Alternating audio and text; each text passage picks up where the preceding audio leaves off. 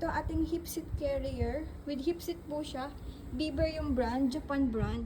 Ang ganda rin ng quality niya ha. Lalo na yung ano. Kayo na lang po mag-wash.